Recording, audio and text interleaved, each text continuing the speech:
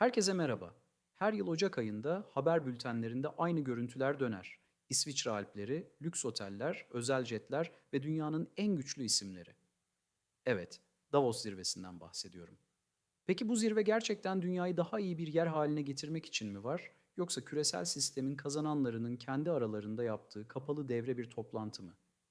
Bu videoda Davos, bu ne kutsallaştıracağız ne de şeytanlaştıracağız. Ne olduğunu, nasıl ortaya çıktığını, neden bu kadar etkili olduğunu ve neden bu kadar sert eleştirildiğini sakin ama net bir dille konuşacağız. Küresel gündemi birlikte okumaya devam etmek için kanala abone olmayı unutmayın. Çünkü bu meseleler sandığımızdan çok daha fazla bizi ilgilendiriyor. Bir Davos nedir, ne değildir? Davos sıradan bir konferans değildir. Burası, devlet başkanlarının, dev şirketlerin, CEO'larının, finans baronlarının ve uluslararası kurumların aynı masaya oturduğu bir temas alanıdır.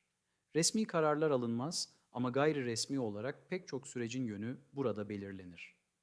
Bir nevi küresel sistemin kulisidir. 1971 yılında Alman iktisatçı Klaus Schwab tarafından kurulan bu yapı, ilk başta Avrupa Yönetim Forumu adıyla ortaya çıktı. Amaç basitti.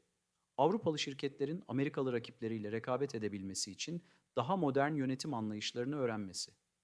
Zamanla bu ticari odak yerini siyasete, teknolojiye, güvenliğe ve küresel krizlere bıraktı. Bugün bildiğimiz adıyla Dünya Ekonomik Forumu işte bu evrimin sonucu. Schwab'ın temel fikri şuydu: şirketler sadece hissedarlara değil, topluma karşı da sorumludur. Bu yaklaşım kulağa oldukça idealist geliyor. Ama mesele tam da burada başlıyor. İki neden bu kadar güçlü? Davos'un gücü yetkisinden değil, katılımcılarından gelir. Aynı ortamda bir ülkenin lideriyle küresel bir yatırım fonunun yöneticisi ve dev bir teknoloji şirketinin CEO'su bulunur. Bu, normal şartlarda aylar sürecek temasların birkaç gün içinde kurulması demektir. Tarihte bunun somut örneklerini gördük.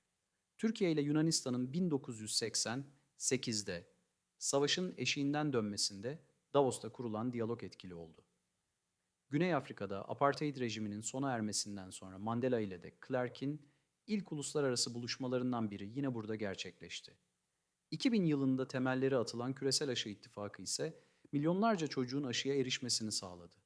Yani evet, Davos tamamen boş bir vitrin değil. Gerçek etkileri var. Peki neden bu kadar eleştiriliyor? Çünkü ortada ciddi bir çelişki var. Davos'ta eşitsizlik konuşuluyor ama salonda eşitsizliğin kazananları oturuyor. İklim krizi tartışılıyor ama zirveye yüzlerce özel jet iniyor. Bu yüzden eleştirmenler Davos, bu bir elitler kulübü olarak tanımlıyor. Siyaset bilimci Samuel Huntington'ın ortaya attığı Davos adamı kavramı tam da bunu anlatır.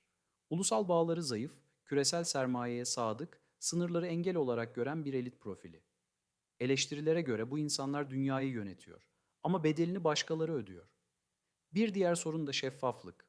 Forum kar amacı gütmeyen bir yapı olsa da gelir gider dengesi, üyelik ücretleri ve lobicilik ilişkileri yeterince açık değil. Üstelik güvenlik maliyetlerinin önemli bir kısmı ev sahibi ülkenin vergileriyle karşılanıyor. Türkiye açısından ise Davos her zaman uzlaşma demek olmadı.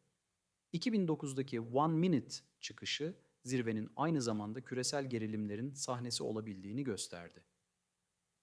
Peki bizi neden ilgilendiriyor? Çünkü Davos'ta konuşulan başlıklar birkaç yıl sonra bizim hayatımıza giriyor.